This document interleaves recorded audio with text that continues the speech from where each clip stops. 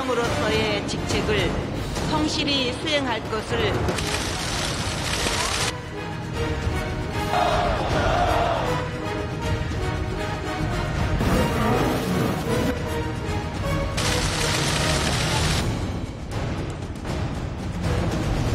제일 떠오르는 건 통일은 대박이다. 정말 말 그대로 공약 같거든요. 제 지켜진 게 생각나는 게 없어요. 연상지진했다. 우리 눈높이가 높아지다 보니까 거기에 못 따라갈 뿐이지 뭐 실패작이다 이렇게 얘기할 수 없습니다. 세금 인상된 것도 그렇고 담배값도 그렇고 뭐 여러 가지로 원칙을 철저하게 흔들리지 않고 지켜나가는 것.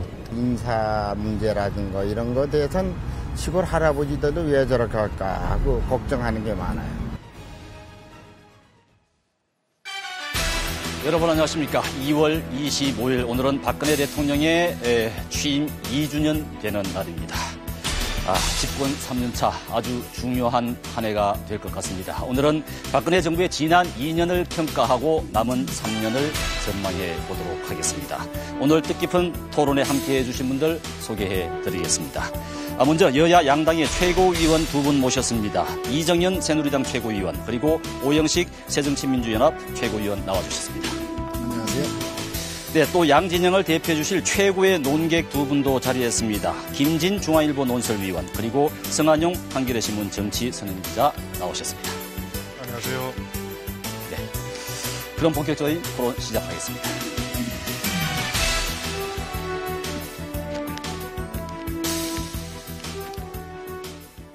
네, 먼저 박근혜 정부의 지난 2년을 아주 간단하게 한번 평가를 해보고 가도록 하겠습니다.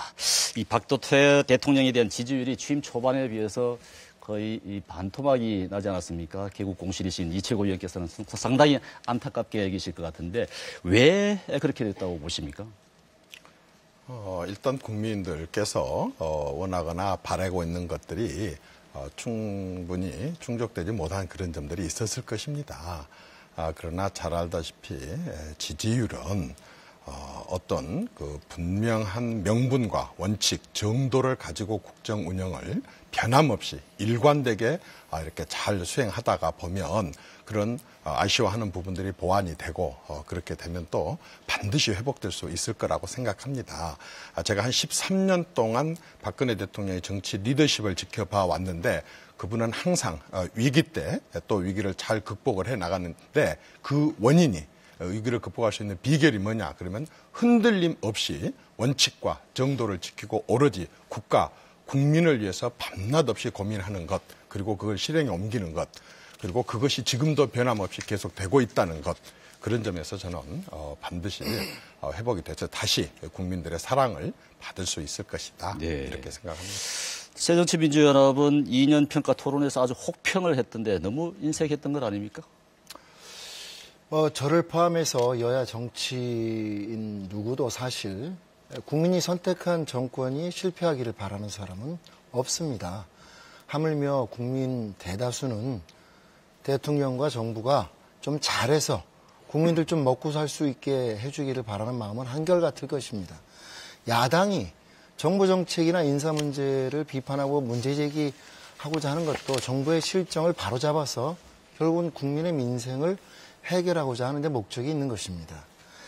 대통령이 실패하고 정권이 실패하면 결국은 국민이 불행해집니다. 이걸 막기 위해서 야당은 국민의 입장에서 정부 정책의 문제점을 지적하고 또 대통령에게 소통 좀 하시오. 또는 인식과 태도의 변화를 좀 적극적으로 고민해 주십시오. 라고 이야기하는 겁니다. 최근에 발표된 경실련의 조사 결과가 뭘 말해주고 있습니까? 이 정부가 지금 잘못 가고 있다는 것을 말해주고 있는 겁니다. 골목 상권 어떻습니까? 이번 설 대목에 나가보셨으면 아실 겁니다. 서민들 못 살겠다고 아우성입니다. 네. 도대체 정부가 뭐 했느냐? 지난 2년 허송세월 2년. 국민에게는 뭔가 기대했던 것에 대한 배신, 뭔가 그래도 좀 나아지겠지 하는 기대에 대한 절망의 2년이었다고 저희는 그래서 그렇게 평가하는 구체적인 것입니다. 내용들은 토론이 진행되면서 짚어보도록 하고요. 언론인으로서 어떻게 보셨습니까? 저는 대통령이 크게 잘못하고 있지 않다고 생각을 합니다. 주목을 해야 될 것은 대통령의 고정적인 마지노선 지지율 40%가 왜 무너졌었느냐. 저는 대통령이 원칙을 지켰을 때는 지지율이 안정적인 수준을 유지했습니다. 예를 들자면 개성공단 사태 때 대통령이 원칙적으로 북한을 대했을 때, 그리고 그해 연말에 사상 최장의 철도 불법 파업 때 원칙적으로 대해서 불법 파업을 굴복시켰을 때 대통령의 지지율은 굳건했습니다. 그런데 대통령이 원칙을 포기하면 지지율이 무너지기 시작했습니다. 예를 들면 세월호 사태의 한가운데서 실무 책임을 총 책임지고 있는 정원 국무총리가 갑자기 사퇴하겠다고 하고 대통령이 이를 수용을 해서 그 이후에 줄줄이 안대의 파동 또는 문창극 파동이 있었지 않습니까? 이런 것들, 뭐 대통령이 예를 들자면 문창국 후보자 같은 경우에 대통령이 지명을 했으면 국회 청문회를 하도록 대통령이 버티고 원칙적으로 밀고 나갔어야죠. 이런 것들, 또 막판에 지난해 연말서부터 대북 정책이 좀 더 흔들리기 시작한 것들, 이런 것들이 대통령 지지율 마지노선이 무너지는데 중요한 원인이었다고 생각합니다. 네, 성 기자는 어떻게 생각하십니까? 네, 좀 실망스럽죠. 박근혜 대통령 당선되기 전에 지금보다는 훨씬 잘할 걸로 예상을 했습니다. 근데 특히 이제 인사 부분에서 잘 이해가 안 가는 장면들이 벌어지고 있죠. 당 대표를 할 때 인사를 굉장히 잘했던 걸로 기억을 합니다. 물론 당직 인사하고 정부 인사는 다르기는 하겠죠. 그때 직접 본인이 아는 사람이 아니라도 정치인들을 과감하게 발탁해서 사무총장, 비서실장, 대변인 이렇게 기용을 해서 굉장히 좋은 평가를 받았는데요. 왜 그 대통령이 되고 나서는 아는 사람만 이른바 수첩인사에서 뽑아 쓰고 있는 건지 참 좀 답답합니다. 박근혜 대통령은 국민들한테 두 가지 모습이 있는 것 같아요. 국민들한테 비춰지는 모습이 옛날 박정희 전 대통령의 딸이란 정체성이 있고요. 또 한 가지는 이제 5선 국회의원의 이제 정치인. 저는 정치부 기자하면서 박근혜 대통령의 그 정치인의 정체성을 많이 봤기 때문에 대통령이 되면 참 잘할 수 있겠다 이렇게 기대를 했는데 실제 대통령이 되고 나서 2년 동안 그 모습이 사라진 것 같아서 좀 말씀하신 것처럼 여야를 막론하고 공통적으로 지적되는 부분이 인사와 소통이 아닌가 싶습니다. 어떻습니까? 오늘 청와대 비서실장이 발표가 되겠죠? 이채국께서는 알고 계신 거 아닙니까? 발표 나와봐야지 알죠. 네, 그렇습니까? 자, 그럼 모르신다고 보고 집권 3년 차에 어떤 인물이 이 비서실장에 맞다고 생각하십니까? 대통령 임기 5년을 봤을 때 저는 단계가 있다고 봅니다. 이를테면 첫 번째 한 1 내지 2년 때는 이제 국정을 제대로 파악을 하고 또 사람을 파악을 하고 특히 국민들 앞에 약속하고 공약했었던 사안들을 어떻게 지켜나갈 것인가 하는 것에 대해서 꼼꼼하게 디자인을 하고 설계를 하는 그런 단계. 그래서 청와대에서는 국정기획수석이었었습니다. 그런데 지금 3년 차로 접어들면서 이제 정책 조정 수석으로 바뀌었거든요. 한마디로 말해서 이제부터는 그동안에 만들어 놨었던 여러 가지 틀, 그리고 기반, 이것을 토대로 해서 이제는 이제 집행입니다. 실행입니다.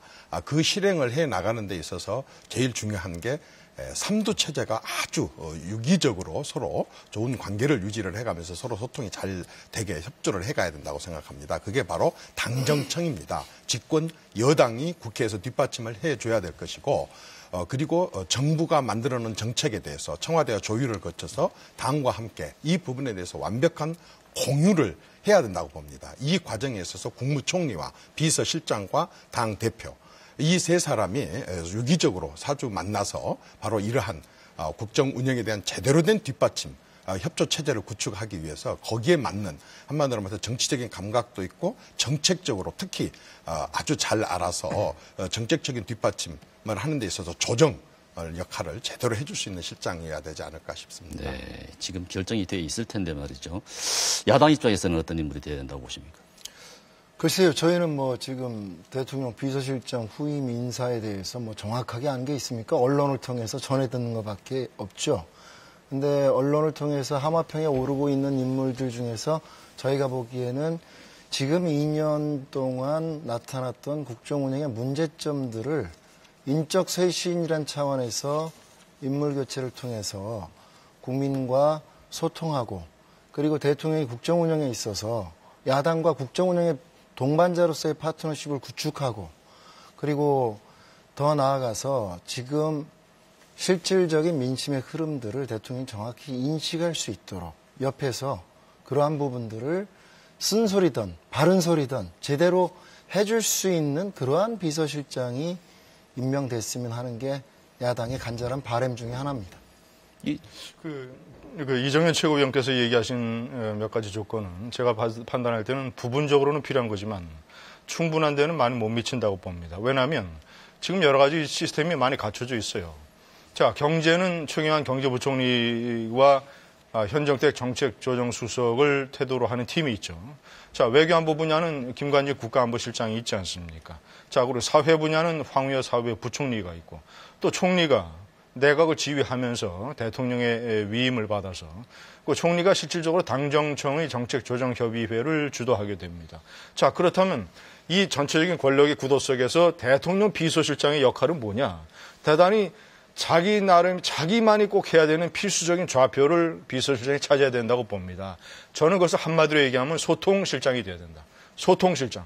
지금 박근혜 정권의 최대의 문제는 대통령이 내각 또는 크게 봐서는 국민하고 떨어져서 비서실 건물에서 500m 떨어진 구중궁궐 속에서 혼자 고독의 여왕처럼 잠자는 숲속의 공주처럼 어떤 자기 격리 이런 떨어진 곳에 있는 것이 지금 국정의 가장 큰 문제 아닙니까? 그래서 불통이 나오고 아니 세상에 세월호 같은 중대한 사건이 터졌는데 대통령의 7시간을 비서실장이 내가 모른다고 국회에서 증언하는 나라가 어디 있습니까? 그렇지 않습니까? 또 모를 수 있다고 얘기하는 나라가 어디 있습니까? 이것이 바로 박근혜 대통령의 불통 정치를 보여주는 단적인 얘기 때문에 대통령 비서실장은 무엇보다도 대통령을 아침에 제일 먼저 만나는 사람이 비서실장이고 저녁 때 제일 늦게 만나는 사람이 마지막으로 만나는 사람이 비서실장입니다. 때문에 비서실장이 대통령과 저녁도 같이 먹으면서 대통령을 제발 자기 어떤 폐쇄된 대통령의 공간으로부터 끄집어내서 국민 또는 당, 내각하고 대통령을 접합시켜야 됩니다. 아니 1년에 기자회견을 한 번밖에 안 하는 대통령이 어디 있습니까? 그래서 비서실장은 소통실장이 돼야 된다. 이렇게 생각합니다. 청와대에 계셨으니까 그 청와대의 구조를 바꿔야 된다는 데 대해서 동의하십니까? 지금 우리 김논설 의원께서 하신 말씀이나 또 가끔씩 언론에 비치는 지금 청와대 실상들이 사실 참 제대로 알려지지 못한 내용들이 너무 많습니다. 지금 말씀하신 저런 내용들 이렇게 해야 된다 저렇게 해야 된다 하는 그러한 내용들에 실질적으로 진행되고 이루어진 일들이 많습니다. 청와대 대통령과 비서실을 구성하고 있는 분들이 한순간 한순간 국가 국민의 모든 생명과 재산을 다루는 사람들입니다. 그런데 불통이다 또는 소통이 서로 되지 않는다 이렇게 하는 것이나 자주 못 만난다고 한다거나 이런 식으로 이렇게 잘못 알고 또 그러한 내용들을 방송에서 막 마구잡이로 마치 사실인 것처럼 이렇게 얘기하면서부터 많은 왜곡이 생기고 실질적으로 진행되고 있는 국정이 아주 국민들에게 잘못 전달될 수가 있습니다. 실제로 지금 비서실장이나 대통령과의 소통 또는 수석들과의 대통령과의 소통, 장관들과 대통령과의 소통은 일반적으로 언론에 보도된 것과 훨씬 다릅니다. 다만 그러한 내용들을 굳이 전부 국민들에게 알릴 필요가 없이 조용조용하게 일을 처리를 해야 되기 때문에 생긴 일입니다. 예를 들어 한 가지만 더 말씀을 드리겠습니다. 대통령이 장관들을 자주 독대를 안 한다. 이런 얘기들을 많이 합니다. 폐해를 한번 말씀드려볼까요? 과거 정권들이 주로 장관들을 자주 불렀습니다. 장관들이 대통령을 만나러 정책 보고를 하러 들어오게 되면요. 그 부처는 완전히 초비상입니다. 며칠이고 그 남은 만나는 그 시간까지는 모두가 매달려서 그 자료 준비를 하게 됩니다. 그런데 그렇게 가서 대통령한테 보고하고 2번, 3번 불려다니다 보면 그다음부터는 어떻게 되냐. 대통령이 만나서 오다 주지 않으면은 부처에서 장관이 독자적으로 할 수 있는 일이 아무것도 없습니다. 이제 대통령 지시만 기다리고 있고 청와대만 바라보고 있고 한마디로 말해서 이게 청와대 중심 국가로 변하게 되는 것입니다. 그래서 모든 부처가 청와대 비유 맞추고 청와대 눈치 보고 청와대에 끌려다니는 그러한 국정이 되는 겁니다. 지금 대통령은 굉장히 전화를 많이 이용합니다. 저 같은 경우에 수석으로 있을 때 하루에 최고 48번의 대통령 전화를 받은 적이 있습니다. 하도 많은 통화를 해서 제가 한번 세어봤었습니다. 대통령은 수시로 궁금하면 장관이든 수석이든 누구에게든지 전화를 해서 묻고 만나는 것을 최소화하면서 항상 서로 전화로 소통을 하는데 그게 모든 대통령이 같아야 되겠습니까? 소통 방식이. 박근혜 대통령 또 이 시점에서의 이 대통령의 소통 방식은 박근혜 대통령 방식이 있고 이 시대에 맞는 방식이 있는 겁니다. 그래서 저는 아까 소통 문제에 대해서 이렇게 그 예부적으로 알려져서 일반적으로 잘 안 한다. 안 하지 않습니다. 박근혜 대통령 한번 보십시오. 한 가지만 더 말씀드리겠습니다. 저분은 15년 동안 국회의원, 17년 동안 국회의원을 하고 당 대표를 하면서 역대 당 지도자가 손이 퉁퉁 붓도록 국민들 만나고 다니고 소통하는 그런 지도자가 기억난 사람 있으면 한 사람만 한번 얘기를 해 보십시오. 가장 많이 소통하고 저분 방식에 또 소통이 있는 것입니다. 아니, 제가 문제를 제가 1분만 얘기할게요. 제가, 제가 요 문제 아까 제기했으니까, 전화를 열심히 하고 해서 소통을 하는 거 다 좋습니다. 자, 그런데, 그러면, 그런 전화나 이런 소통이나 커뮤니케이션이 더 발달된 미국, 서독, 영국 같은 나라에서는 왜 대통령이 그러면 부통령, 대통령 고문, 대통령 비서실장, 대통령 참모들하고 왜 방을 다닥다닥 붙어서 쓰면서 같은 공간에 모여서 옹기종기 모여서 왜 얼굴을 마주대면서 마구 방을 드나들면서 왜 그렇게 소통을 합니까? 그럼 그런 나라는 전화가 없습니까? 컴퓨터가 없습니까? 인터넷이 없습니까? 전화와 이런 것을 전화와 보고서로 하는 소통과 실제로 대면을 하면서 주요한 국정을 핵심 참모들하고 위기 관리도 하고 주요한 문제를 얘기한 거에 소통의 질이 다릅니다. 때문에 이건 제가 오늘 중요한 문제를 발견을 하는데 소통의 중요한 문제의 본질이 아직도 정권의 핵심부에서는 인식되지 않고 있다. 저는 이분이 바로 왜곡입니다. 잠깐만요. 이것은 분명하게 이것이 바로 왜곡입니다. 이게 바로 국민들에게 잘못 알려진 겁니다. 제가 들어보십시오. 잠깐 이야기를 전화를 이야기 좀 해야죠. 제가 이정현 최고님 그 입장을 이해 못하는 건 아니겠는데요. 지금 저는 우리 김진 논설위원님 말씀하신 문제의 핵심을 정확히 좀 한번 생각하셨으면 좋겠어요. 손 퉁퉁 부르트도록 만나는 게 소통이 아닙니다. 저희가 이야기하는 소통은 그런 걸 이야기하는 게 아니지요. 소통의 핵심은 얼굴을 더 자주 보냐, 손을 더 자주 만나냐의 문제가 아니고 얼마나 경청하느냐, 얼마나 민심의 흐름을 읽으려고 하는 열린 자세가 있느냐. 그를 위한 방법과 형식은 저희가 그게 중요한 게 아니에요. 그리고 대통령의 구체적인 국정 행보와 정책과 발언과 행동으로 나타나는 겁니다. 그런 소통을 대통령이 실제로 제대로 하고 있는지, 민심을 제대로 듣고 있는지, 그 결과로 봤을 때 과연 이 대통령이 지금 국민의 목소리를 제대로 듣고 있는지, 국민의 목소리나 민심을 제대로 듣기 위해서 주변의 참모들이 제대로 그걸 전달하고 있는지에 대해서 지금 국민들은 심각한 문제 제기를 하고 있다는 것을 저는 좀 인식할 필요성이 있다고 생각합니다. 간단히 선임 기자의 말을 듣고 간단히 제가 추가하고 이정현 의원님 말씀하시는 게 좋을 것 같은데요.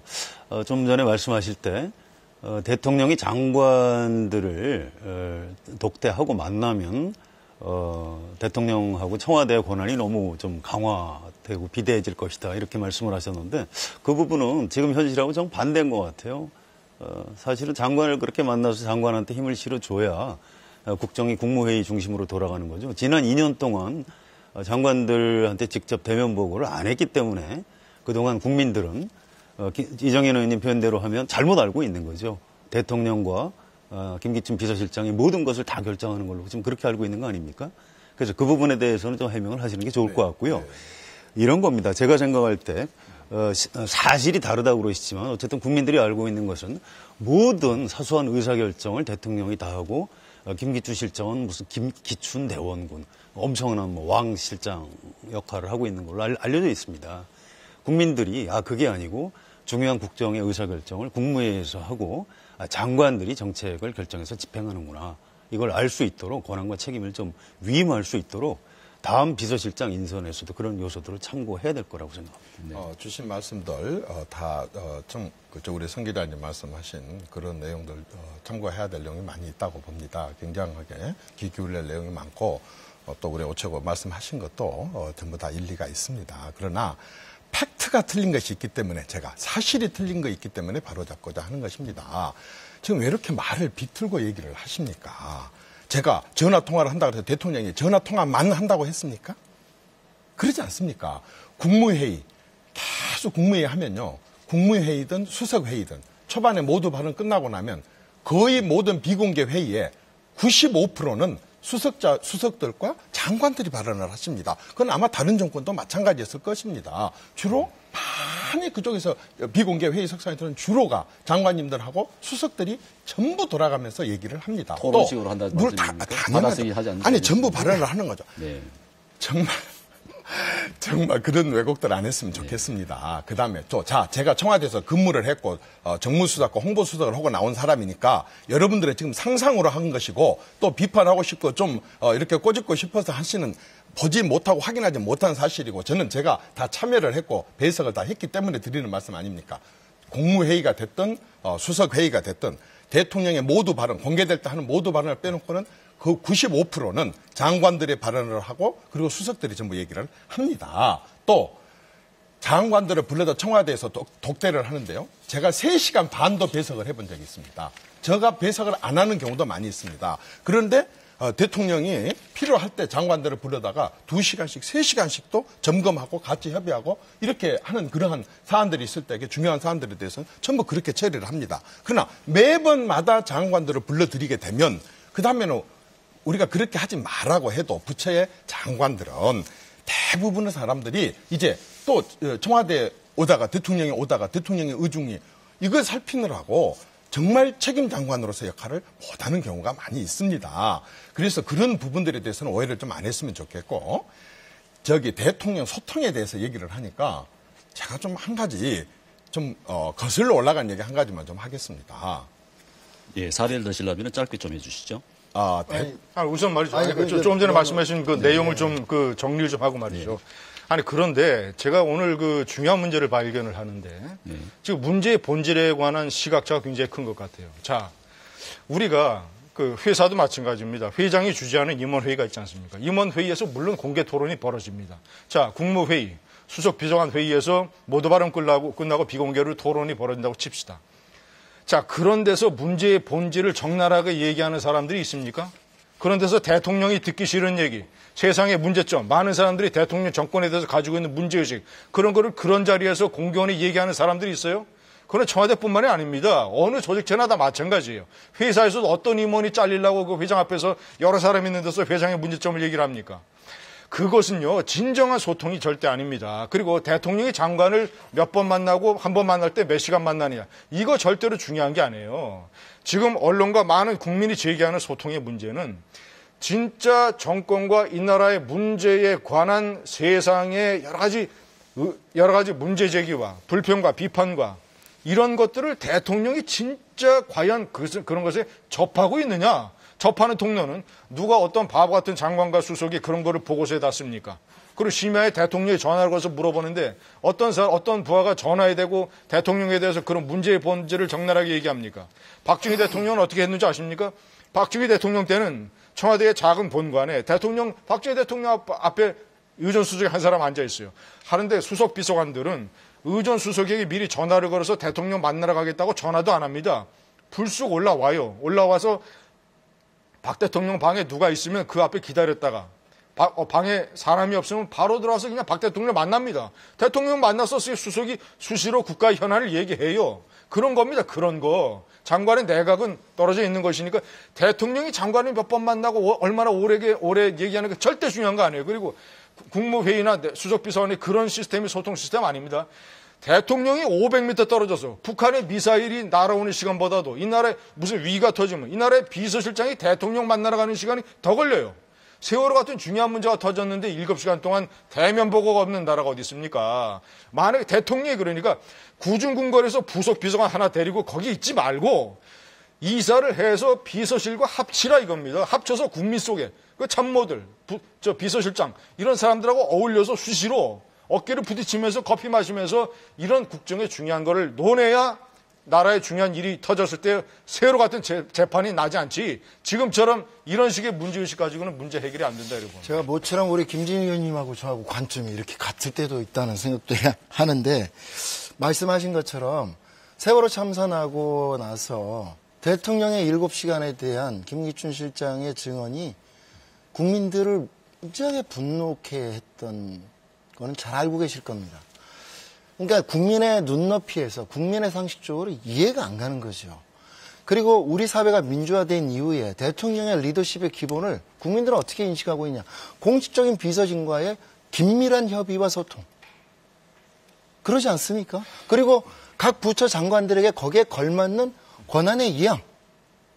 이런 것은 지금 우리 사회에서는 그래도 민주사회의 리더십이라고 한다면 가장 기본적인 요인인데 국가의 중대한 재난사고가 발생하고 위기가 발생했을 때 대통령을 통해서 대통령이 보여주는 모습은 절대로 이게 정말로 국가가 심각한 위기에 있을 때 이 대통령이 그걸 정말 책임있게 헤쳐나갈 수 있는 준비가 되어 있느냐. 그리고 그 대통령을 바치는 참모진들과 긴밀한 협의와 이런 위기 관리를 할 수 있는 능력이 갖춰져 있느냐에 대해서 국민들이 대단히 심각한 의구심과 불안을 가지고 지켜봐 왔던 것이 오늘 2년까지의 현실인 겁니다. 네, 소통 문제. 그게 바로 소통의 문제의 심각성을 국민들이 이야기하는 주 원인 중에 하나인 거죠. 소통 문제는 자 이채호 의원께 간단한 반론 기회를 드리고 다음 주제로 넘어가겠습니다. 알겠습니다. 네. 지금 우리 오태거 의원께서 대통령의 또 다른 그 잘못 알고 있는 사실을 지적을 한 게 있어서 제가 위기관리 능력에 대해서 얘기를 하겠습니다. 오태거님 이거 기억하십니까? 우리가 집권 막 했을 때 북한이 말입니다. 네. 북한이 평화 협정, 정전 협정을 파기를 하고 불가침 조약을 파기를 하고 외국에 많은 그 종군 기자들이 한국으로 몰려올 정도로 위기 상황을 조성을 했었습니다. 그때에 박근혜 대통령이 이 위기를 극복해 나가지고 지금 완전히 안정적인 이런 그 북한의 견제를 이렇게 해왔었던 부분이라든가 특히 개성공단은 폐쇄 직전까지 갔었습니다. 어떤 누구도 특히 그 당시에 야당들은 아주 굉장히 많은 비난을 하고 비판을 했습니다. 지금 결과 어떻게 됐습니까?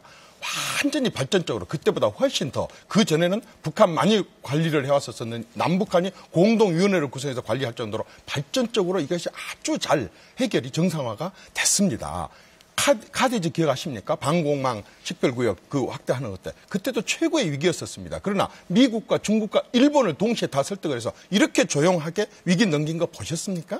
그리고 지금 경제가 이렇게 어렵고 온 세계 나라 경제가 다 어려운데 이 경제 속에서도 대통령이 위기관리 능력을 발휘를 해서 한중, 한캐나다, 한호주, 한뉴질랜드, 한베트남 이쪽에 FTA를 체결해갖고 전 세계의 73.4% 세계 3위의 시장을 개척을 할 정도로 이런 위기관리 능력을 발휘를 해왔습니다. 아니, 그래서 아까 지금 먹고 사는 게 지금 나아졌습니까? 지금 나아지려고 하는 것에 같이 노력하고 지금 있지 남북 관계가 2년 동안 발전됐다고 국민들이 느끼고 있습니까? 평가하고 있습니까? 그 얘기는 한번 토론을 해보십시다. 그러니까 어떤 정권처럼 남북 문제를 그런 식으로 갖다 물밑으로 비밀리에 퍼주기로 이렇게 하는 남북 더 나아가서 새누리당 집권 7년 동안 남북관계가 이렇게까지 악화되고 진전 없는 거는 그야말로 사상 초유의 사태라고 이 문제는 또 다루게 되죠. 소통과 관련해서는 시각차가 상당히 큰 것 같습니다. 인사 문제를 좀 짚어보겠습니다. 설 전에 개각 있지 않았습니까? 친정체제 강화다, 사실상 의원 내각제다 이런 얘기가 나왔는데 대통령의 생각 어디 있다고 보십니까? 저는 이런 것 같습니다. 사실은 그 정권이 경제, 그다음에 외교 안보 이런 국정의 결과물이 좋으면 설사 인사를 좀 잘못하고 소통을 좀 잘못하고 해도 국민들이 아마 용서를 해줄 겁니다. 그런데 지금 중산층은 계속 무너져가고 있고요. 고용률도 지금 올라가지 않고 있죠. 그런 상황에서 그 대통령의 어떤 인사 또 소통의 문제 이런 정치의 중요한 그 내용물에 해당하는 부분 이게 혹시 잘못돼서 국정이 잘못되고 있는 것 아니냐 이렇게 의심을 하는 겁니다. 그러니까 그 부분을 이정현 의원님이 너무 억울하게 생각하시는 거는 잘못인 것 같고요. 정치인들 특히 대통령 같은 중요한 정치인들은 국민한테 그걸 정확히 설명할 책임이 있다고 생각합니다. 인사 지금 가장 중요한 청와대 비서실장 인사가 남았기 때문에 어떻게 평가를 하기가 좀 어려운데 이번에만큼은 좀 괜찮은 분으로 비서실장 인사가 이루어졌으면 좋겠습니다. 제가 인사의 소통과 관련해서 한 말씀만 드리고 싶습니다. 취임 첫 해에 있었던 인사의 시행착오 같은 것은 저는 충분히 있을 수 있는 일이라고 봅니다. 왜냐하면 대통령을 처음 하는 거니까 누구든지 다 처음 하면 시행착오가 있지 않습니까? 노무현 대통령, 김대중 대통령은 없었습니까? 저는 그건 충분히 이해가 되고 많은 국민이 이해할 수 있다고 봅니다. 그런데 이해할 수 없는 거. 반복이 되고 또 국민이 진정으로 왜 저런 인사를 또 하느냐에 하면서 그런 것에 관해서 아무런 국민에게 설명이 없을 때 이것은 제가 봤을 때는 심각한 문제라고 봅니다. 자, 가장 최근의 예를 들겠습니다. 자, 이완구 총리 후보자 사태가 끝난 이후에 개각을 해서 또 지역구 의원들을 입각시켰습니다. 지금 총리, 장관 18명 중에서 새누리당의 지역구 의원이 6명입니다. 자, 그중에서 3명은 최근에 들어가서 이완구 총리를 포함을 해서 자, 이 사람들은 내년 4월 총선에 출마하려면 실질적으로 연말에 그만둬야 됩니다. 10개월짜리 총리고 10개월짜리 장관입니다. 이완구 총리가 그만두지 않는다면 자, 그런데 많은 언론에서 문제 제기를 하지 않습니까? 박근혜 대통령이 취임 초기에 뭐라고 그랬습니까? 이번에 그 첫 조각 때 장관들을 힘들게 시켰으니까 이 사람들은 오래 일하도록 하겠다. 책임 장관제를 실시하겠다고 했지 않았습니까? 대통령이 중시하는 게 부처의 업무 장악 능력과 전문성 아닙니까?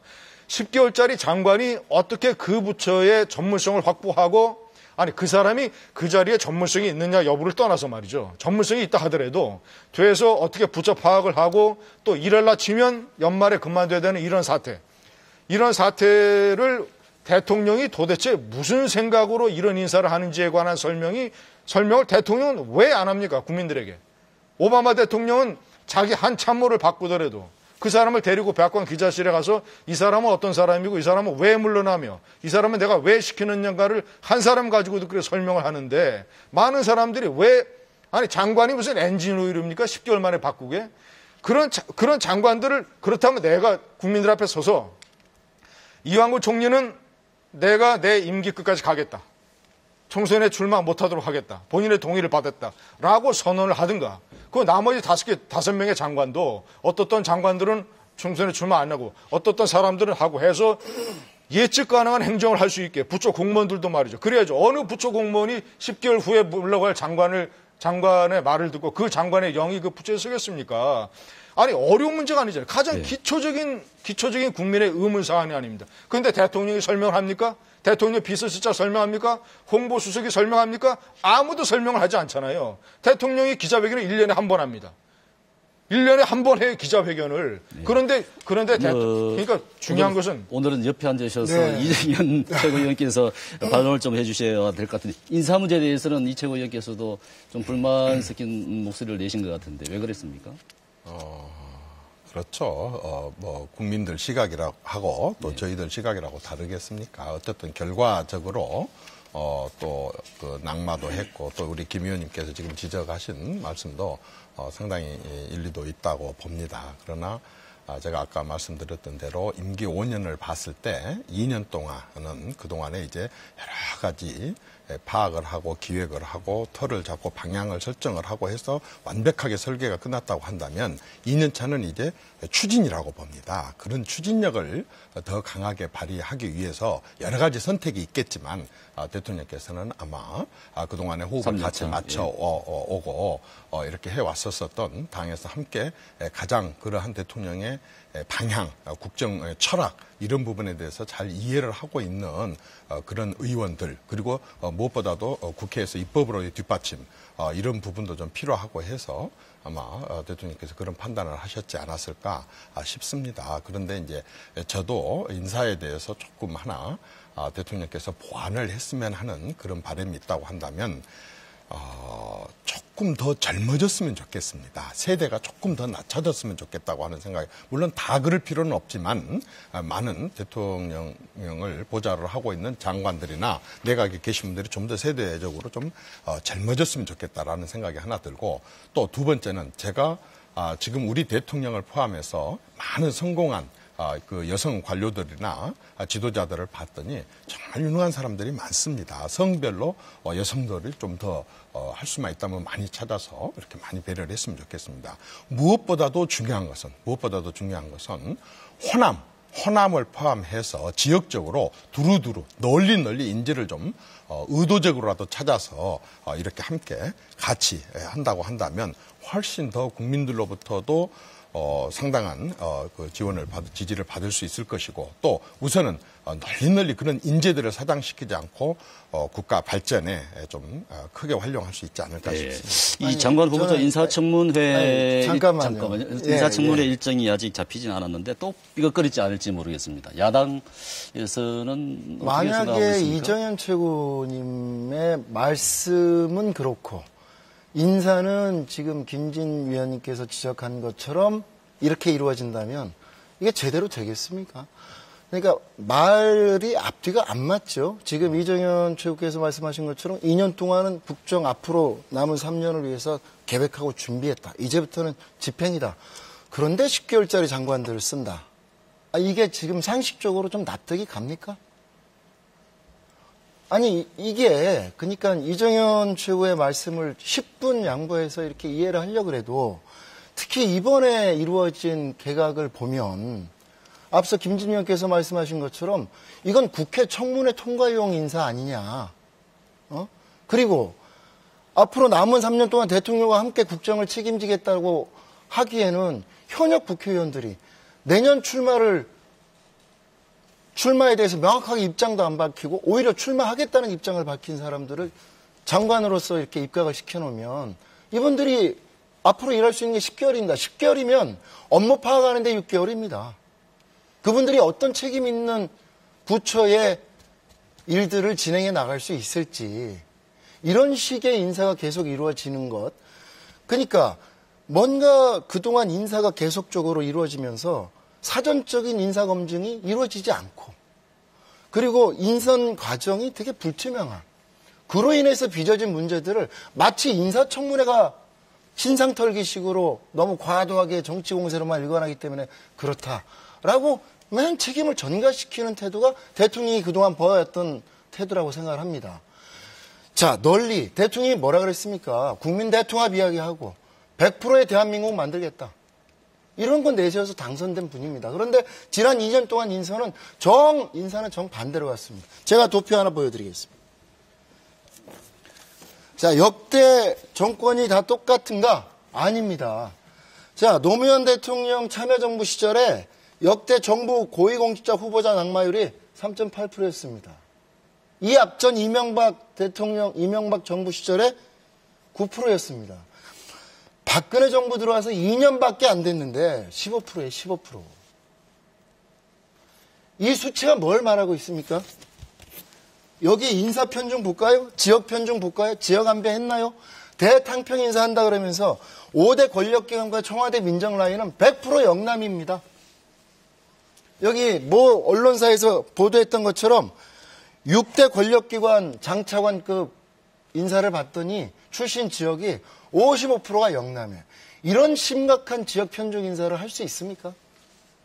근데 아까 그 도표에서 김대중 대통령 정부 때 끝나겠습니다. 장대한 총리 후보자들 표결에서 낙마한 걸 왜 다 빼셨습니까? 낙마에서 뺀 거 아닙니다. 제가 마저 마무리할게요. 짧게 좀 해주시죠. 예. 자요. 그래서 박근혜 정부가 들어와서 박근혜 대통령이 지명 고위공직자 중 절반에 가까운 45.2%가 부적격한 인사였습니다. 여기서 부적격한 건 뭐냐? 청문회를 하기 전에 사퇴했던, 청문회 과정에서 사퇴했던, 그 다음에 청문 보고서 채택을 안 했는데 대통령이 임명을 강행했고, 또 청문 보고서에서 야당은 반대 의견을 분명히 했는데 그러한 청문 보고서를 채택해서 임명을 한 이러한 분들이 절반 가까이가 됩니다. 이렇게 이 부분은 말이죠. 네. 추가로 얘기할 게 어차피 토론이니까요. 네. 이 어떻게 가야 된다 이거에 대해서는 대충 공감들을 하실 겁니다. 이정현 의원님께서도 이런 것들을 보완해야 된다 여러 가지 좋은 말씀 주셨는데 저는 궁금한 게 그런 거예요. 왜 박근혜 대통령이 인사를 잘 못할까? 왜 영남 사람들만 이른바 권력기관 포스트에 앉히는 걸까? 그 이유. 이정현 의원님 좀 설명하실 수 있지 않을까요?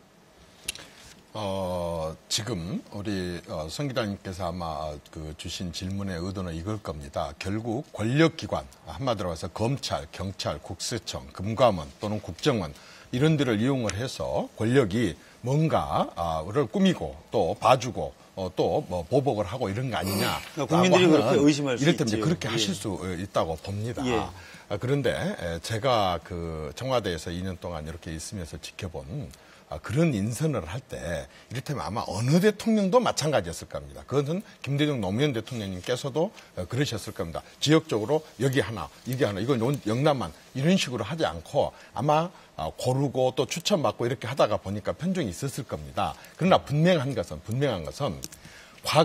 과거 정권들, 이 앞선 정권, 그 앞선 정권 우리가 한번 회고를 해봤으면 좋겠습니다. 주로 많이 있었던 게 뭐였습니까? 특검, 재조사, 그렇죠? 특검이나 재조사나 또 뭐가 있었었죠? 이런 것들이 굉장히 또 이게 하여튼 그런 부분들이 참 많았었습니다. 근데 현 정부 들어와가지고 지금 그런 부분에 있어서는요, 상당하게 그래도 어떤 그 권력기관을 이용한 어떤 장난을 치는 과거 방식의 그러한 행태들이 거의 사례들이 지금 없습니다. 그건 알겠는데요. 네네. 대통령 눈에는 왜 유능한 사람들이 하필 영남 사람들만 보일까? 그 이유가 제가 뭔지에 대해서 저도 의견을 좀 가지고 네. 있으니까 제가 좀 말씀드리겠습니다. 좋습니다. 저는 이렇게 봅니다. 그 박근혜 정권의 지역 편중 인사는 그 정도가 심합니다. 권력기관 한때는 권력기관 국가 권력 서열 10위 내에 대부분이 다 경북 아니면 경남이었지 않습니까? 자, 그 최근에 이제 유한거 총리가 충청 출신이 들어감으로써 상당 부분 좀 보정이 됐는데 그 편중도는 심하다. 하지만 제가 판단했을 때는 몇 가지 정리할 수 있는 부분이 있다고 봅니다. 자, 그런 핵심 기관에 관한 지역 편중 인사는 과거 정권 때도 있었다. 김대중 노무현 정권 때도 뚜렷하게 있었다. 자, 그렇다면 왜 정권마다 이명박 정권도 마찬가지입니다. 이명박 정권의 대표적인 영포 라인. 예? 자, 왜 정권마다 권력 핵심 권력의 자리에는 왜 정권과 같은 동양의 사람들을 쓰느냐? 저는 대통령과 정권 핵심 담당자들의 심리 구조가 있다고 봅니다. 예를 들어서 자, 박근혜 대통령이 집권을 해서 검찰총장을 유임시켰습니다. 최동욱 검찰총장을 유임시켰습니다. 자, 최동욱 검찰총장이 대표적인 호남의 검찰 엘리트 인맥이었습니다. 자, 그 사람을 믿고 맡겼어요. 근데 무슨 일이 벌어졌습니까? 국정원 댓글 사건에 관해서 뭐 선거법 위반을 적용하느냐 마느냐 이런 거는 다 자체하고라도 본인이 혼외 아들을 숨기면서 본인이 그런 결정적인 스캔들을 숨기면서 마치 박근혜 정권에 대항해서 검찰의 독립을 위해서 싸우는 투사이냐 자기 자신을 포장을 하면서 박근혜 대통령을 정면으로 배신했잖아요. 그러니까 심리적으로는 이해할 수 있는데요. 제 말씀 들어보세요. 검찰총장이 자기를 믿고 그게 편중 인사를 대통령을 정면으로 배신했습니다. 검찰 조직을 배신하고 그런 일을 한번 겪게 되면 편중 인사를 그러니까 그런 일 핵심 권력 자리에 대한 이 정권의 심리적 구조를 제가 설명드리는 거예요. 아니, 그러니까 그걸 이해를 해줘야 됩니까? 국민이. 저는 이해해서는 안 된다고 봅니다. 자, 좋습니다. 그런 면이 있고 대통령이 그것조차도 이제는 극복을 해야 됩니다. 극복을 해서 이완구 총리를 시킨 것처럼 이제 지역 편중을 도를 상당 부분 감소시키는 그런 조치를 해야 되면 제가 한 가지만 더 덧붙이면 저는 박근혜 대통령의 인사 참패에는 야당도 제가 봤을 때는 상당 부분 책임이 있다고 봅니다. 자, 무슨 일이 벌어졌습니까? 뭐 야당은 인사 참사라고 규정을 하는데 이완구 총리 후보자, 자 그런 여러 가지 사회적 논란이 많은 그런 하자가 드러났음에도 불구하고 어떻게 했습니까? 청문회를 그대로 해서 예정대로 표결을 해서 절차에 따라서 표결 결과에 따라서 총리를 시켰지 않습니까? 자, 돌이켜보면 문창국 후보자에서 나타났던 여러 가지 문제점, 사회적 논란거리. 자, 그런 것들은 이완구 후보가 안고 있던 도덕적, 정치적 여러 가지 논란에 비하면 그것은 그저 강연 내용에 관한 여러 사람들의 시각이 다른 그런 역사적인 논란일 뿐입니다. 물론 개인이 본인이 나는 그렇더라서 얘기하지 않았다고 하면 자, 그렇다면 똑같은 기준을 적용하면 문창국 후보자를 당연히 청문회에 세웠어야죠. 그렇지 않습니까? 그리고 이완구 총리 후보자에 했던 것대로 표결했어야죠. 그러면 문창국 후보 파동이 있었겠습니까? 국회의원들이 결정을 했겠죠. 한 가지만 제가 더 덧붙이겠습니다. 지금 박상옥 대법관 후보자에 대한 인사청문회를 야당이 한 달 동안 끌고 있습니다. 예? 아니 대법원장이 추천하고 대통령이 임명을 제청한 사람을 삼권분립 정신에 따라서 헌법과 국회법에 따라서 국회가 청문회를 여기서 표결을 해야지. 왜 그 사람이 억울하다는데 내가 박종철 고문치사 사건 때 말단 검사여서 결정적 책임이 없다고 하는데 그 사람들의 고참 검사, 주임 검사들은 다 헌법재판관하고 다 그런 지금 저 한나라당 대표하고 다 그랬는데 왜 말단 검사에게 무슨 이상한 책임론을 뒤집어 씌워가지고 아니 야당 의원들이 재판관입니까? 그 사람에 대한 재판이 야당이 오최고위원의 말씀 인사 파동에 들어보도록 관해서는 세정처럼 야당의 책임도 50%는 된다 이런 봅니다. 지금 우리 김진희 의원께서 저랑 상당 부분을 공감하다가 이제 드디어 또 이제 분명하게 또 확인이 그런 되는데 건 중요한 게 아니고요. 네. 무엇이 옳으냐가 중요하죠. 아니 그렇게 관련 규정과 절차를 존중하시는 분이 그러면 이번에 이완구 후보 총리자 그 청문회 결과 보고서 채택 그렇게 일방적으로 해도 되는 겁니까? 그건 옳습니까? 뭐 법에 따라서 했잖아요. 다수결로. 아니죠. 그건 본회의 인준을 말하는 거고요. 아니 청문회는 다수결로 할 수 있지 않습니까? 아니 그렇게 야당 배자고 일방적으로 여당 의원들과 뭐가 일방적이에요? 다수결에 따라서 절차법에 따라서 한 건데 그거는 오 최고위원께서 오판하시는 겁니다. 아니 그러니까 그건 아니잖아요. 국회 선진화법인데 과거 같은 날치가 아니잖아요. 그거는 국회 선진화법 대상이 아니라 절차법 다수결의 원칙이라고 해서 다수결의 원칙에서 숫자 한 명이라도 많으면 무조건 정당화되는 게 민주주의입니까? 그건 민주주의의 기본 정신이 아니죠. 최대한 합의와 상대의 존중을 통해서 합의를 이끌어내고 대화 설득을 위해서 하는 것이 정치의 과정이고 미학인 것이에요. 초등학교 교실에서 그렇지 투표를 않습니까? 어떻게 합니까? 한 표라도 많으면 결정되는 거 아니에요? 우리가 한 표라도 많으니까 제가 무조건 거론한 우리는 그냥 일방적으로 하겠다. 문창극 박상욱 후보자에 이렇게 대한 하는 것이 다 정당화된다? 그건 아닌 거죠. 아니 제가 거론한 문창극 박상욱 후보 청문회 안 하는 걸 말씀하시죠. 자, 문창극 총리 후보자 당시 청문회 전에 본인이 사퇴한 겁니다. 예? 아니 우리가 여당이 사퇴하라고 그래서 그 사람이 그분이 사퇴하면 하고 안 하면 안 하고 그건 본인의 의지 문제 아닙니까? 예? 끝까지 자기는 청문회 하겠다 예를 들어서 그거를 우리가 법으로 강제할 수 있는 문제가 아니었지 않습니까? 무슨 손바닥으로 하늘을 가르시네. 아니 사실이 야당이 청문회를 안 열어주고 질질 끄니까 사퇴한 것 아닙니까? 이게 발언권을 드리고 다음 주제로 넘어가겠습니다. 이렇게 하시죠. 그러니까 오늘 토론 주제가 야당 2년은 아니고요. 이제 야당 얘기는 마지막에 좀 하면 되겠죠. 박근혜 정부 2년에 대한 평가입니다. 근데 이 지역 편중 인사 얘기를 하다가 지금 일이 번졌는데요. 아까 굉장히 중요한 부분이 있습니다. 과거 정권에서도 다 자기 지역에서 권력기관을 장악했다. 그건 그렇지가 않고요. 김대중 정부에서 제가 이제 청와대 출입 기자를 했는데요. 그 당시에 이제 국회의장을 이제 대통령이 상당히 영향력을 행사하던 시절인데, 대구 경북분을 시키더라고요. 그 이유가 대통령은 호남 사람, 국무총리는 충청도 사람. 그러니까 그 국회의장은 경상도 사람을 시키는 게 옳겠다. 이렇게 배려를 하는 인사 때 그걸 봤고요. 그 다음에 권력기관도 이런 장면이 있습니다. 굉장히 중요한 핵심 검찰, 이런 쪽을 이제 호남 사람을 임명하다 보니까 경찰 쪽은 경상도 사람들이 청장이 계속 되는 거예요. 그래서 경찰들이 호남 출신 검사들이 불만이 굉장히 많았습니다. 아니 정권이 바뀌었는데 우리는 왜 계속 경상도 사람들이 청장을 하느냐. 그러니까 과거에 김대중 정부, 노무현 정부에서 상당히 그 지역 편중 인사가 되지 않도록 배려를 한 일이 있습니다. 지금 박근혜 정부한테 부족한 게 그런 부분이에요. 네, 금퇴 김대중 정권 때 알겠죠. 요 팩트만 잠깐 교정하세요. 김대중 정권 때 말이죠. 권력의 핵심 자리, 권력의 키를 쥐고 있는 대통령 비서실장, 검찰총장 대부분 다 호남 사람들이었습니다. 김중권 실장이 호남 사람인가요? 초대 비서실장을 지역 화합의 이미지를 상징하기 위해서 의도적으로 그 사람 시킨 거고요. 그 나중에는 핵심 비서실장은 전부 다 호남이 했지 않습니까? 그러니까 지금, 검찰총장, 권력의 핵심이라고 하는 검찰총장 누가 했습니까? 예? 호남 사람들이 다 했잖아요. 아니, 아까 제가 말씀드린 것은 그것이 옳다는 게 아니라 정권을 운영하다 보면 불가피하게 그런 권력 심리가 생기는데 그것조차도 초월해야 역사적으로 성공이 되는 정권이다. 그 부분을 말씀드린 거죠. 그러니까 저는 두 가지만 지적하고 싶은데 그 단계를 초월을 해야 됩니다. 우리 김진희 의원님 말씀하신 것 중에 하나는 예로 들었던 그러한 부분들이요. 그거 잘못하면 너무 지나치게 오해가 될 수 있습니다. 그분이 어떤 특정 지역의 사람인데 그러한 문제가 발생된 것처럼 오해가 될 소지가 좀 있을 것 같아요. 제가 들었을 때는. 또 하나는 심리적으로 제가 여러 번 얘기한 얘기예요. 제가 그 심리적인 측면에서 그런 것들이 있다 하더라도 성환영 기자께서 말씀하신 것처럼 그것을 국민에게 정당화 합리화될 수 있는 이유는 아니라고 생각을 하고요. 또 하나는 정권마다 지금 김진희 의원께서 말씀하신 것처럼 좀 더 본인 정권의 입장에서 대통령의 입장에서 본인과 조금 더 맞춰온 분 좀 더 속을 아는 사람을 가까이 쓰려고 하는 것들은 있을 수 있겠죠.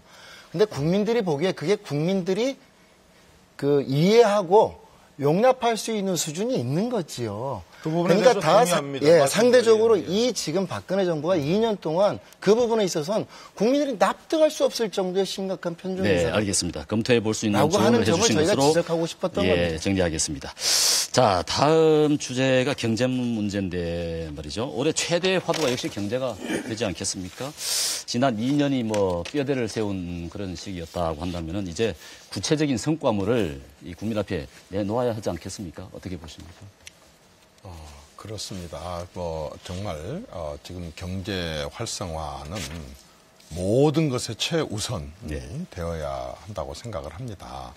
박근혜 정부는 이 경제를 바로 세우기 위해서 어떤 이벤트나 또 순간적으로 이렇게 어떤 정책을 펼치는 그런 것이 아니라 정말로 근본과 기본을 좀 바로 세워서 당장에 어떤 효과가 나타나지 않더라도 어쨌든 국가 경제의 근본과 기본을 바로 세우려고 하는 그런 정책을 펼쳐왔고 이제 그런 성과들이 점차 나타나기 시작을 했습니다. 예를 들어서 창조 경제를 그동안에 국민들께서 많이 도대체 창조 경제가 뭐냐 했는데 이제 2년이 지나기 시작하면서부터 이 창조 경제 혁신 센터를 17개 시도에다가 대기업과 연관을 시켜서 해가지고 서로 이렇게 작은 규모의 창업을 하려고 하는 많은 부분들에 대해서 대기업들이 적극적으로 돕는 그러한 시스템 자체를 갖췄고 그건 오프라인이고 온라인 상으로서는 또 창조 타운을 만들어 가지고 지금 벌써 한 8만 개 정도의 창업이 이루어졌고 그다음에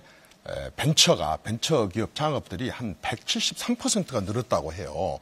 그런 식으로 하고 또 그동안에 이 잘못된 관행, 제도 이런 규정 이런 부분들을 아주 바로잡는 일에 몰두하면서 비정상을 정상화시키고 규제 개혁을 해오고 공기업에 대해서 많은 그 부채를 탕감을 시키는 이런 작업들을 해오고 바로 잡아오는 과정을 거치다 보니까 지금 최근에 근래 들어서 한 8년 동안에 우리나라에서 지금 고용률이 65%가 달성된 게 처음이라고 합니다. 그리고 보통 한 12, 13년 동안을 계속해서 일자리가 한 20만에서 30만 앞전 정권들이 다 거기에 머물렀었는데 최근 들어서 53만까지 지금 이게 늘고 있어요. 그리고 이게 대통령께서 이제 새로 쭉 추진을 해왔었던, 현 정부가 추진을 해왔었던 경제혁신 3개년 계획, 한마디로 말해서 기초를 탄탄하게 하는 그것부터 바로 잡는 것도 하고, 그 다음에 또 이렇게 경제 활력을 아주 역동적으로 이렇게 하는 혁신 경제를 해보고, 그 다음에 내수와 수출을 중소기업과 대기업을 이렇게 균형 잡힌 이런 식으로의 방향을 설정하고 해 나갔더니 이제 하나씩 이렇게 틀이 잡혀가기 시작하고 효과가 이미 나타나고 있습니다. 그런 부분들이 그래서 많은 국민들이 염려하고 우려하고 있는 이런 부분들이 전 세계적으로 지금 저성장이고 많은 경기 침체를 겪고 있지만 우리나라가 2011년 이래로 다시 세계 수준 경제 성장률 3.3%를 다시 회복을 했습니다. 또 잘 알다시피 야당에서 아주 적극적으로 협조를 뒤늦게 1년만 해주셨었지만 부동산 3법을 통과시키고 나다 보니까 바로 그 사이에 100만 5천 건의 이 거래가 이루어질 정도로 당장의 효과가 나타나고 있습니다. 그래서 올해는 정말 국민들이 바람대로 어떤 경제의 모든 구석구석 여러 분야, 특히 서민경제하고 중소기업 분야에서 효과와 성과들이 나타나고 있는 것 같습니다. 어떻게 이 하나의 경제 현실을 보고 이렇게 정반대의 진단을 할 수 있는지 참 놀라울 뿐입니다. 같은 당 소속인 이해운 전 최고위원이 어저께 모 방송사 인터뷰에서 그 부동산 3법 처리를 가지고 박근혜 대통령이 뭐 부르튼 국수 비유를 한 것은 지금 현재 경제 현실을 잘못 진단한 것 같다라고 아예 이야기를 하시더만요. 저는 그것이 지금 현재 경제 현실을 보는 일반 국민들의 체감 평가라고 생각을 합니다. 지금 우리 경기의 가장 심각한 문제는 선순환 구조가 끊어져 있습니다. 아주 내수 침체와 장기 불황 속에 민생 경제가 파탄 지경인 거죠. 지금 골목 상권 거의 다 죽어가 있습니다. 가계에 가처분 소득이 발생돼야 이 소비가 발생하고 소비가 또 발생해야 그다음 경제가 돌아가는 거 아니겠습니까? 이게 끊어져 있어요. 아직도 낙수 효과를 이야기하는 정부가 지금 이게 정상적으로 지금 경제를 진단하고 있다고 이야기할 수 있겠습니까? 자, 초이노믹스라고 이야기되는 경제 활성화, 최경환 경제부총리를 중심으로 진행했던 거 지금 이미 거의 다 실효성 없는 실패한 정책으로 다 평가받고 있는 거 아닙니까? 그 초이노믹스의 핵심이 뭡니까? 규제 완화, 부동산 경기 활성화. 이거 MB 정권 때부터 이전 이명박 정부 때부터 다 지금 현재 경제적 실효성이 없는 실패한 정책들로 판명되거나 검증된 건데 사실 이거에 지금 매달리고 있습니다. 지금도.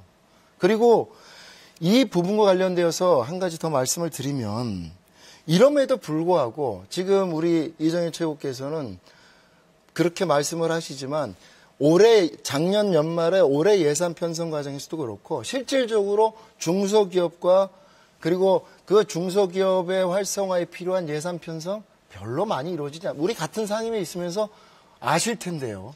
네.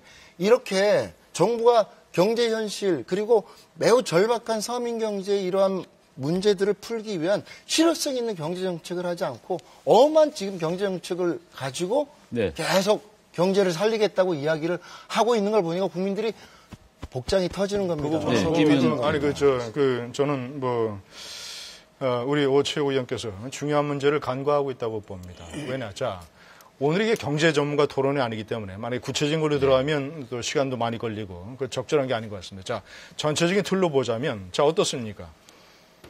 지금 2년 전에 이 나라 국민이 51.6%로 박근혜 대통령을 이 나라의 대통령으로 선택을 했습니다. 자, 그렇다면 대통령 책임제나 내각 책임제나 그 대통령과 정권의 담당자들이 가지고 있는 경제 철학, 경제 정책, 어차피 정책은 선택입니다.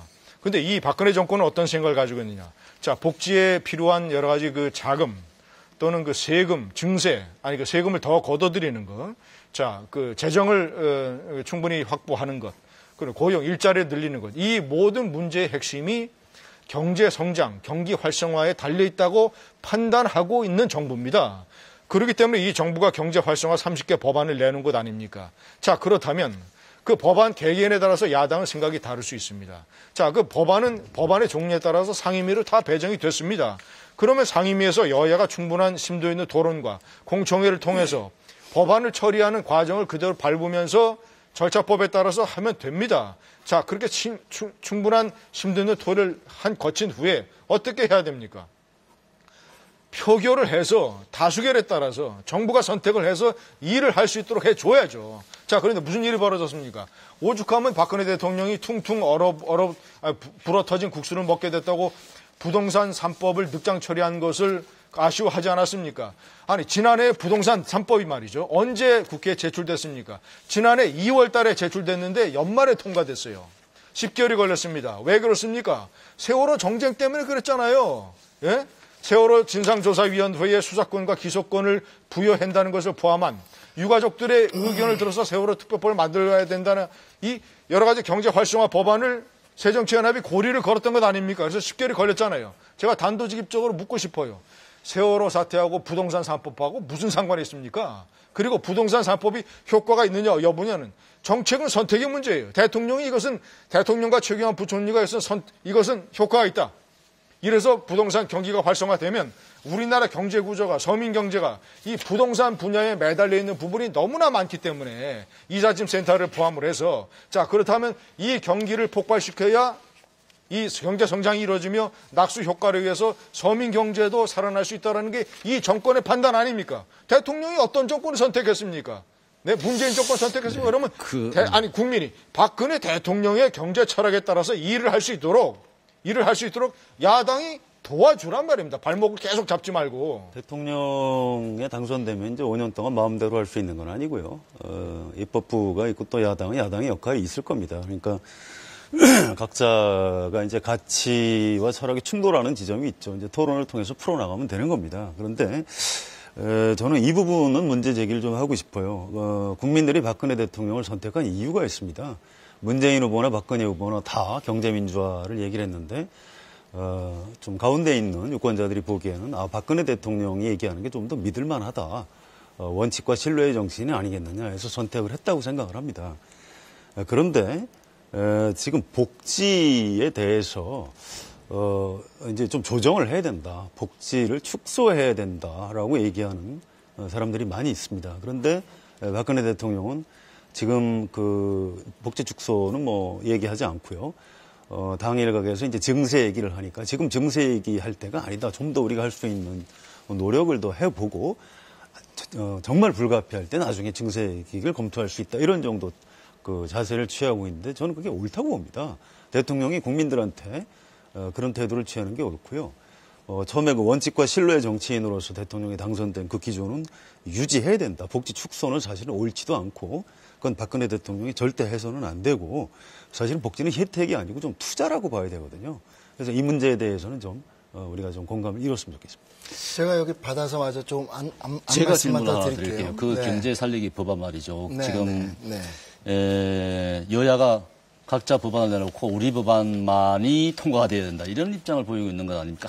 합의점을 찾을 뭐 그런 방안이 없습니까? 아니요. 뭐 경제 활성화 30대 법 이야기 하는데요. 이미 그중에 19개 법은 본회의에서 이미 처리가 되어 있는 겁니다. 지금 11개 남아있고 그중에서도 저희가 보기에 이거는 흔히 하는 말로 민생과 직접적으로 관계없는 5개 법안은 이거는 매우 저희가 받아들이기 어렵지만 나머지 법안들은 이미 또 해당 상임위에서 또 협의도 하고 있습니다. 아까 그 김진희 의원께서 말씀하신 것과 관련해서 간단히만 제가 말씀드리면 부동산 3법 저희는 지금도 그것이 실질적으로 그 경제 활성화의 주요 정책 수단이 될 것인가라는 거에 대해서 저희는 생각이 같지는 않습니다.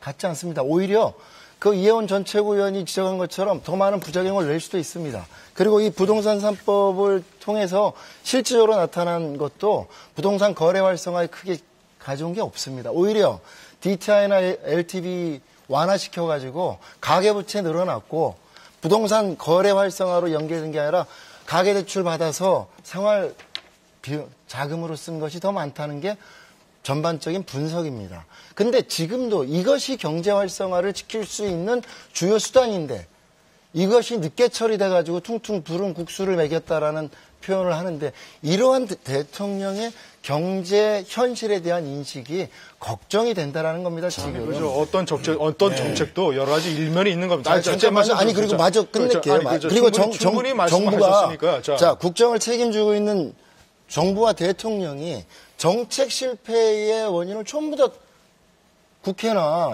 야당에게 떠넘기시게 봐 이런 식으로 하면 안 되는 거죠. 어떤 정책도 충분한 논의가 필요했기 때문에 그만큼의 시간이 갔던 거고 그럼에도 불구하고 이정현 최고가 말씀한 것처럼 여야 합의해서 새누리당 이중대 소리까지 들어가면서 사실은 야당이 합의 처리를 해준 겁니다. 그런데 그를 통해서 나타날 수 있는 경제 효과가 과연 지금 기대되느냐? 그러지 않다라는 게 심각한 모든 정책은 부동산 3법을 포함한 모든 정책은 여러 가지 일면이 있는 겁니다. 네.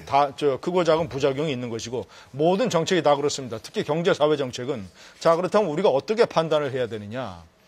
자 정책이 효과가 부작용이 나타나는 데는 시간이 걸립니다. 자 부작용이 20% 30% 있다고 해도 60% 70%의 효과와 어떤 장기적으로 누릴 수 있는 경제적인 혜택이 있으면 그 정책을 선택을 하는 겁니다. 그 판단을 누가 하느냐. 부동산 3법에 대해서 우리 예를 들자면 오영식 최고위원께서 모든 전후 관계를 다 전망할 수 있어요? 그건 아니거든요. 경제학자마다 다 생각이 다릅니다. 근데 박근혜 정권과 박근혜 정권의 경제팀은 부동산 3법을 통해서 경제 살리기에 커다란 효과를 거둘 수 있다고 판단한 겁니다. 미국의 오바마 정권이 재정위기, 금융위기 때부터 1조 달러, 2조 달러, 3조 달러 양적 완화를 통해서 지금 미국 경제가 대부흥을 일으키고 있는 것 아닙니까? 자, 그런 사례도 있으니까 우리는 그런 식으로 보다 그렇다면 결론은 입법 처리를 혼자 하는 게 아니라 결론을 말씀드리면 경제 문제는 지금 경제 전문가 토론이 아니기 때문에 총선과 대통령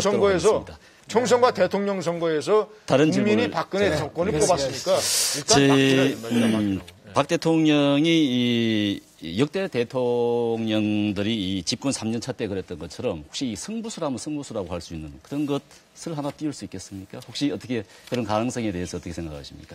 예를 들자면 뭐 남북 정상회담 같은 것이 되겠죠. 박근혜 대통령을 한 13년 동안 지켜봤던 제 입장에서는 그런 일은 없을 겁니다.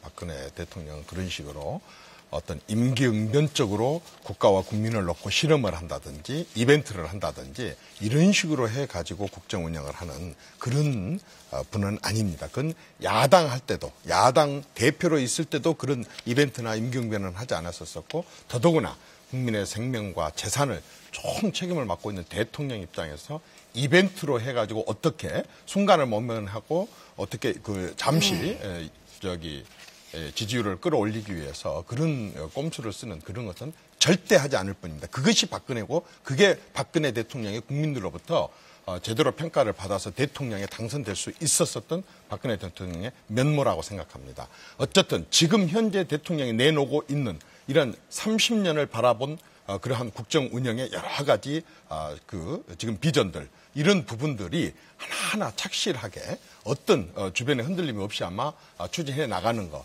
그것이 남은 3년 동안 박근혜 대통령이 가는 길일 것이고 또 박근혜 대통령은 거기서 한치도 하나 더 추가로 질문드리면 러시아에서 지금 5월 달에 전성 기념 70주년 행사에 남북 정상을 갖다 초대하지 않았습니까? 북한은 응하는 것으로 알려져 있는데 우리 박 대통령은 가야 된다고 생각합니까? 안 가야 된다고 생각하십니까? 그 문제는 솔직히 외교 전문가가 아니고 또 그런 문제는 밖으로 알려진 것보다 알려지지 않은 많은 또 관련 내용들이 있을 겁니다. 그래서 그 부분에 대해서 제가 답변하는 것은 적절하지 않을 것 같습니다. 자, 그러면 앞으로 집권 3년차 박근혜 정부의 정부가 집중해야 될 정책 과제 가장 중요한 게 뭐라고 보십니까? 우선 과제가. 뭐니 해도 민생을 책임져야 될 국정의 최고 책임자로서는 어떻든 경제를 살려내는 게 가장 중요한 문제이죠. 예. 제가 이 부분과 관련돼서 우리 이정현 최고께 여쭤보고 싶은 것 중에 하나가 아까 말씀 중에 앞서서 집권 초에 창조경제 이야기를 했는데 그 창조경제라는 게 이제 국민들에게는 어떤 의미로 다가가는지 내가 별로 들어보지를 못했어요. 그리고 또 하나 좀 납득할 수 없는 게 중에 하나가 집권 1년 지나고 나서 올해 초에 경제혁신 3개년 계획이라는 걸 갑자기 발표를 해요. 근데 그때 그 과정들을 기억하시겠지만 이게 대통령께서 연두 기자회견에서 언급을 했는데 관련 부처 장관 책임자들이 잘 모르고 있어요. 한 50일 동안 그 뒤에 급박하게 만들어가지고 입안에서 발표를 했습니다. 그 경제혁신 3개년 계획이 지금은 최경환 부총리가 경제부총리 들어서고 나서 뭐가 남아있는지 과연 그 한나라의 국정을 책임져야 될 그 정부 입장에서 대통령께서 창조경제를 이야기했는데 그 창조경제가 기존의 벤처산업 활성화라든가 이러한 것들 이렇게 조합해서 그거 연결시키면 그게 창조고. 네. 예, 또 하나는 이러한 3개년, 혁신 3개년 계획이라고 발표했는데 지금 그것이 정책적으로 일관되게 진행되고 있는 구체적인 과정과 결과로서 전달되는 것이 전혀 없는. 우선 과제가 경제다 말씀이시고. 또 다른 의견이 있습니다. 부분들이 앞으로의 30년은 놔두더라도 앞으로의 3년에 대해서 대단히 걱정과 우울한 전망을 지금 갖게 만드는 주 원인 중에 하나 아닌가. 저는 이건 꼭 30년 뒤에 좋은 평가를 받을 수 있다 이런 원칙적인 자세를 지키신 것도 좋은데요. 지금 국민들은 당장 먹고 살기 너무 고달프거든요. 앞으로 남은 3년 동안 성과를 내셔야 될 겁니다. 대통령이 결국은 업적, 성과를 가지고 평가를 받는 그런 자리죠. 대통령은 모든 걸 다 잘해야 됩니다. 사실은 경제도 잘 해야 되지만 대외관계도 역시 잘 해야 되고요. 저는 그런 면에서 보면 국정을 가운데서 어떻게 이 총괄하느냐, 통할을 하느냐 이 문제가 가장 큰 문제라고 보고요. 약간의 비유를 하자면 이런 겁니다. 1970년대 청와대에서 퍼스트 레이디 역할을 할 때 우리나라 죄송합니다만 지금 마무리할 시간이 거의 다 돼서 말이죠. 근데 마무리 정책 우선순위와 함께 이 바람직한 여야의 역할에 대해서 조언을 해주시는 것으로 마무리하도록 하겠습니다. 네, 그러시죠. 계속하시죠. 그 대통령이 1970년대 보던 대한민국이 그 당시 배로 비유하면 뭐 대략 통통배 수준이라고 한다면 지금 대한민국은 2015년 뭐 항공모함 정도 될 겁니다.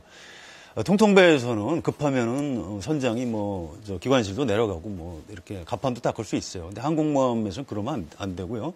가장 중요한 것이 우리 배가 지금 어디쯤 있는지 바다 한가운데 어디를 향해서 가고 있는지 그런 겁니다. 중요한 것은 다 전문가들한테 맡겨야 되는 겁니다. 그래서 저는 대통령이 대통령 비서실장, 국무총리 또 각부 장관들한테 권한하고 책임을 좀 대폭 위임을 했으면 좋겠어요. 그래야 대통령 지지율도 올라가고 나라가 잘 될 것 같고요. 야당에서도 지금 당장 정권의 독주를 막는 뭐 그런 역할이 있습니다만 국민들이 보기에 야당이 다음에 집권할 수 있겠다. 이렇게 좀 그 정책 대안을 가진 정당의 모습을 지금보다 좀 더 많이 보여주는 것이 필요하겠다. 이렇게 생각합니다. 네, 김진우. 저도 기회가 됐으니까 저는 이렇게 생각합니다.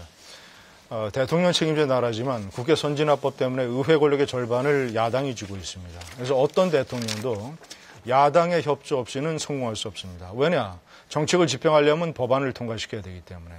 자, 이 나라의 새정치민주연합 제1야당은 뭐 박근혜 대통령의 2년이 D약점이라고 얘기를 하는데, 자, 비유하자면 지난해 7월 칠상봉 재보선의 결과가 어떻게 됐습니까? 11대 4였습니다. D약점을 받은 정권이 10위를 먹었고, 제1야당이 4였습니다. 그래서 제1야당의 지도부까지 전격적으로 교체된 것 아닙니까? 때문에 그 7.30 재보선에서 야당을 준열하게 끌어줬던 민심을 잊지 말고 의회 권력의 절반을 주고 있으니까 경제 살리기가 향후 3년의 핵심이라면 과감하게 지금 남아있는 경제 살리기법 11개 2년여 또는 1년여를 통해서 충분히 숙성되고 준비됐으니까 특별한 하자가 없으면 깨끗하게 통과시켜주고 경제 살리기에 야당도 동참해야 된다고 생각합니다. 네. 제가 아직 얘기를 안 했는데 아까 말씀드린 먼저 하시죠. 아니 저는 마무리가 아니었었습니까? 안 하셔야 됩니까? 네. 저는 해야 된다. 네. 저는 이제 마무리 단계에서 좀 다른 얘기를 하나 하고 싶습니다. 사실 대한민국에서 해방된 지 70년 만에 여성 대통령이 나왔다고 하는 것은 그 자체가 저는 민주주의의 진전이고 그 자체가 저는 민주주의의 완성이고 그 자체가 저는 성과라고 봅니다.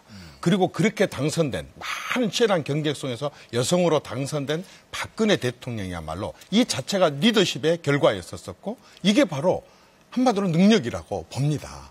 그렇게 한 박근혜 대통령이 그냥 하늘에서 뚝 떨어져서 저절로 어떤 인기에 의해서 되는 게 아니라 정말 수십 년 동안 준비를 해왔고 또 수십 년 동안 국민에 대해서 올인하는 그러한 늘 생각과 고민을 가지고 여기까지 왔고 그리고 그때 만들었었던 대선 공약들이 과거 정권들처럼 거의 선거용 공약이 아니라 대부분이 지키는 공약. 그래서 공약 가계부라는 것을 대통령이 처음 이 정부 들어와서 처음 만들었고 하나하나 실천해 나가기 위해서 굉장히 꼼꼼하게 추진을 해 나가고 있습니다. 박근혜 대통령이 지난 대선을 치르면서 가장 역대 대통령과 다른 점은 사람 빚을 지지 않았다는 것입니다.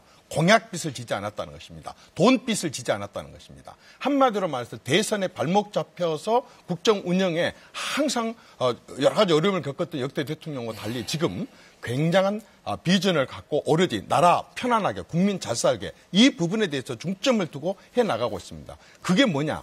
우리가 지금 부분을 얘기를 했지만 대통령은 헌법상 대통령이 해야 될 일이 정해져 있다고 봅니다. 그게 뭐냐 하면은 국민을 대신해서 대외적으로 외교를 잘 해야 되는 국가 원수로서의 기능 그 부분에 대해서는 거의 모두가 다 평가를 하고 있습니다. 그다음에 평화 통일을 위해서 노력을 해야 된다는 의무가 헌법상에 주어져 있습니다. 이 부분도 역대 어느 대통령도 하지 않았었던 통일준비위원회 위원장을 직접 맡아서 통일에 대한 국민 공감대 형성을 위한 노력을 하고 있습니다. 북한의 많은 위협 속에서도 국군 최고 통수권자로서 아주 분명한 역할을 했었었고 그다음에 행정권 수반으로서 이제 국민 행복에 대한 이런 일들을 추진을 하고 있습니다. 이러한 일들이 충분하게 준비가 된 거고 진정성을 갖고 하는 것이만큼 국민도 또 우리 정치권도 한번 대통령을 도와줄 때는 좀 도와주면서 또 비판할 때 비판하더라도 그렇게 좀 했으면 국민들이 더 편안하지 않을까 싶습니다. 제발 좀 지금의 현실을 좀 대통령이 정확히 인식하고 또 그간 집권 2년 동안에 보여줬던 그 정치 스타일, 리더십 그리고 정책들의 많은 문제점과 실패들에 대해서 인정해서 지금이라도 국정쇄신에 전면적으로 나서기를 진심으로 바랍니다. 그를 위해서 먼저 국민과의 소통을 위한 대통령의 적극적인 노력을 꼭 주문드리고 싶습니다. 더불어서 그 연장선상에서 야당과의 파트너십을 구축하기 위한 대통령이 좀 더 적극적인 노력들이 있어야 되는 것 아닌가. 아까 의회 권력의 절반을 말씀하셨지만 아까 김진희 의원께서도 말씀하신 것처럼 한 석이라도 많은 사람들이 일방적으로도 끌고 갈 수 있는 게 의회입니다. 또 그렇게 이 정권이 해왔던 부분들이 있는 것이고요. 집권당도 마찬가지고. 말씀 그대로 절반이라고 한다면 이번에 인사청문회 결과보고서를 그렇게 일방적으로 처리하는데 달리 방법이 왜 없었겠습니까? 그게 안 되지 않습니까? 전국적으로는 그렇게 결정이 되죠. 그 말씀이 그렇다는 거고. 다수결로 결정이 되죠.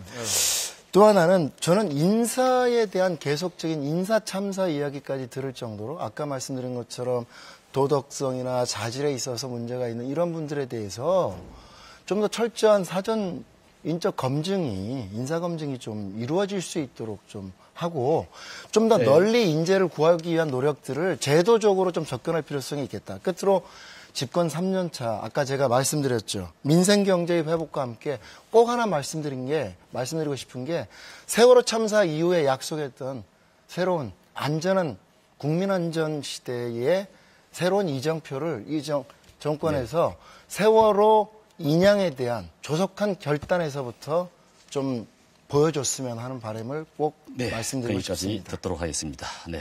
정부의 성공은 곧 국민의 행복과 직결된다는 점에서 우리 정치권의 역할 매우 중요하다고 생각됩니다. 잘 해주시기를 바랍니다. 오늘 밤늦은 시간까지 시청해 주신 여러분 그리고 오늘 치열한 토론 벌여주신 여러분들 감사합니다. 여기서 마치겠습니다. 감사합니다.